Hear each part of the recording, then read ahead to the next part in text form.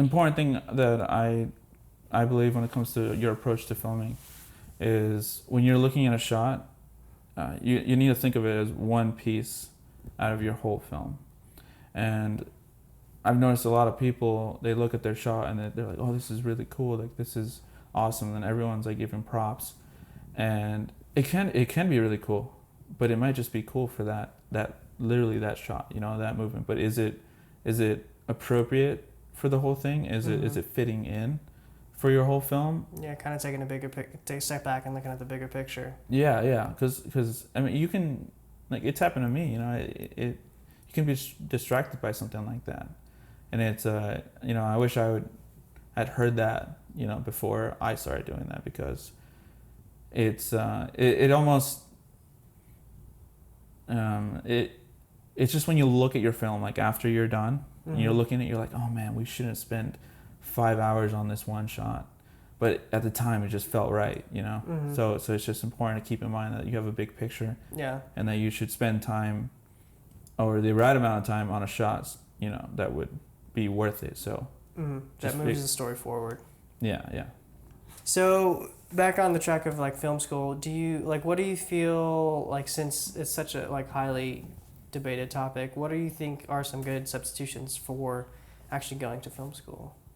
I think film school is just like, if you go there, don't expect your degree to do anything, So I would first, if I were to compare it or look for anything like that, I would definitely just go to the people, because that's exactly why you go to film school. That's why you don't go to film school and learn otherwise. It's the people. And I mean, I would start any studios in town. I would just go there, introduce myself, offer my help, anything that I could, no matter what it means. Like, you want to be, PA, you want to grip, you want to be an extra, you want to, just, even if it's just you going there and watching, that's what I would say to do, is just start getting involved right away. Because from what I've experienced, it's mostly about your reputation and more about your work ethic than your skills. Because people will want to make their own stuff, just like you want to make your stuff. So if they see somebody who is a good worker, they're going to call you, and then you're going to be able to call them eventually.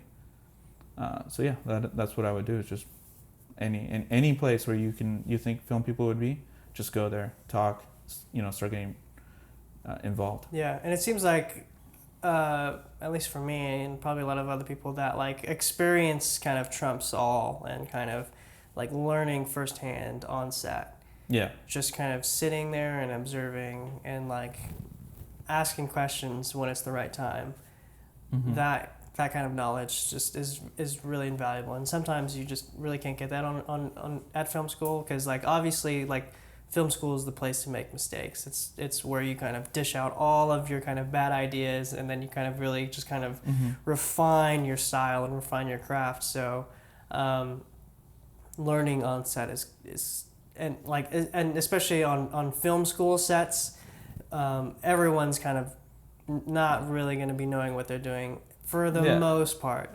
There's some people that kind of really have a good grasp on things, but like on film school sets, it's, I hate to say, I hate to say amateur hour, but it's not always the best place to learn how to do things the right way, because it's the place to make mistakes. So learning on an actual production set is kind of it's invaluable. I mean, you like you said, film school is a place to make mistakes, and then when you go to real production sets, you're not going to want to mess up. Yeah, you're not going to have yourself. You're like, oh, that's how he did it. That's how I'm going to do it. Yeah, exactly. So let's going off of that and kind of talking about experience. I'm going to go back to like where they talk, like on every syllabi, they like don't excuse you for like taking production jobs. I was wondering like what your kind of take on that was, since it does seem like it would be a limiting factor for a lot of students, but at the same time, like you're paying to be at school. So like I was wondering what you thought about that. That they don't excuse you for jobs, even though like it's contradicting. Right. Yeah. Okay. Well, I'm just going to boil it down to, if you choose to go to school, you dedicate that time to go to school. And you're it's like booking a job for so many days, and you're there for a reason. So whenever, I went to school and I was like, man, I could do this job, I can ditch school, or should I stay? And if you ditch school long enough, you're gonna have to do it again. So, is it fair that they do that? I mean, yeah, it is fair, because you need to. You made a promise to yourself to go and learn this stuff, but that was your choice, Mm-hmm. Just like it would be your choice to do this job for so many days, and then you got called for a better job, You can meet the teachers that would be like, yeah, you can go, you have this many left, or they could just be like, today take it easy, go for it, like I'm not gonna sweat. You can get lucky, but that's just according to your situation. Yeah, I had a really great conversation with Jeremy about I think it was a year ago.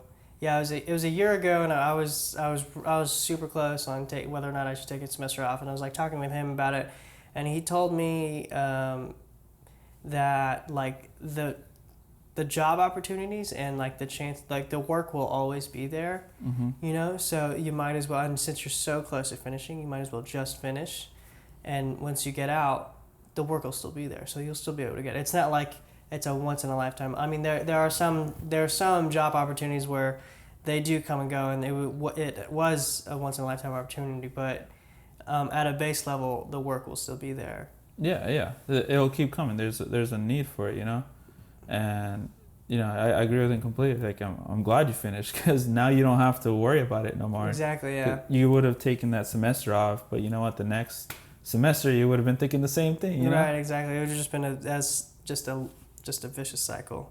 Yeah, and it's about doing it for yourself. So what do you like? What do you feel like film school like brought to the table, and like what like all those years of going like to class and going to school, like what do you felt was really worth it, in your opinion? I think it's first and foremost is knowing who you are among a ton of other people who are passionate just as much as you are. It goes, when I went in, I'm like, I was all about myself.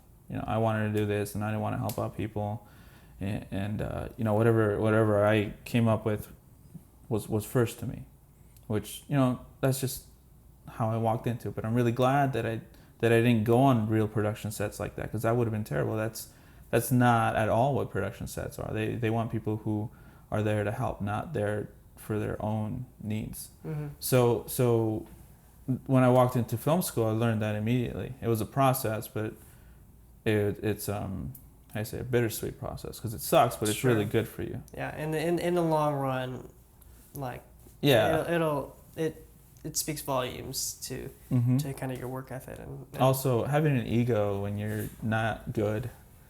That's a thing. Could really screw up your reputation. Right, yeah.